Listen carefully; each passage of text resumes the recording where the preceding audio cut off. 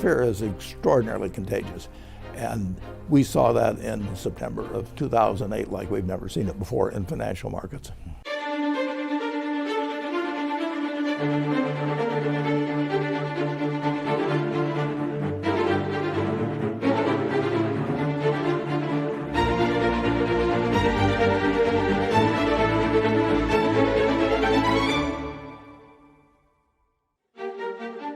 On Saturday, I had a long-standing commitment to go to Edmonton, and my wife and I went up with another couple, and we checked into our hotel room about 6 o'clock or so, and amazingly, I got a call. I didn't think anybody knew I was there.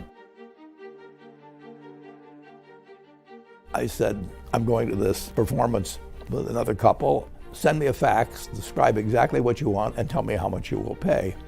So I came back from the performance, and no fax, and so I called the manager of the hotel. I said, there must be a fax someplace.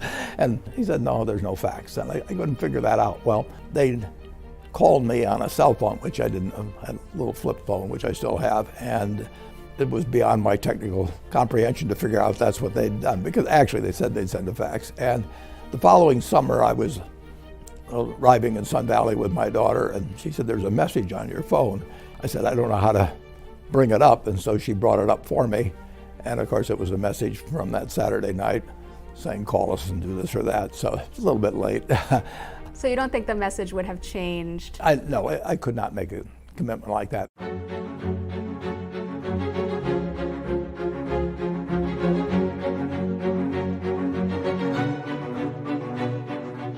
This is a 10K that Lehman Brothers, and this goes back a little before the panic. Lehman was looking for money at that time, and they approached Berkshire. I came down to the office at night and made these little notes on here of things that were red flags, and you'll see a number of pages here. And you had to get to page 150 or 200, but there was clearly a lot of trouble there. By the time I got through, I decided that we were not in a position to lend money to Lehman. How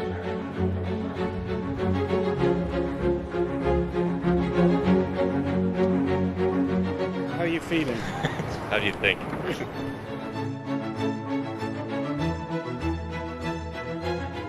On Lehman weekend, on Friday, preceding the weekend, I got a call from AIG, and AIG was going to run out of money the following week. They'd done some very foolish things in their financial products operation. So I looked at this and finally decided that there was no way that I could come up with a cash offer that could be done in the following week, or really probably the following month. So I called him back late that night. I wanted to convey to him promptly that I just wasn't a prospect.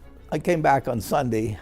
I got a long, previously scheduled dinner, but before we'd gone, I was still getting more calls on AIG, and I went through dinner. I think I behaved reasonably well.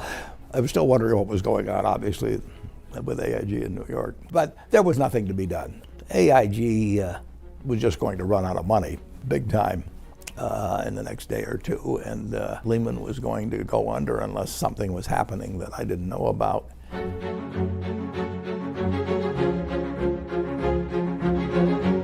One of the lessons of the 2008 and 9 experience, well, really the 2008 experience, was the fact that every company in the United States was a domino, and those dominoes were placed right next to each other. So when they started toppling, everything was in line, and they were very, very close to it. And it's really like the old movies, where there's a run on the bank. It's getting so a guy's money ain't safe unless it's in his sock. If you have a run on a bank and there's a big line in front of the bank and you've got your money in that bank, you're going to get in line. And if the president of the bank comes out and says, our capital ratio is 13%, you don't care, because you don't know what a capital ratio is, and you don't know whether he knows what one is, and he's probably lying to you. A company like Lehman or any major financial institution depends on people being willing to do business with them tomorrow and lend them money tomorrow and take their word the next day. And nobody has to do business with Lehman or any other institution. Once they lose confidence,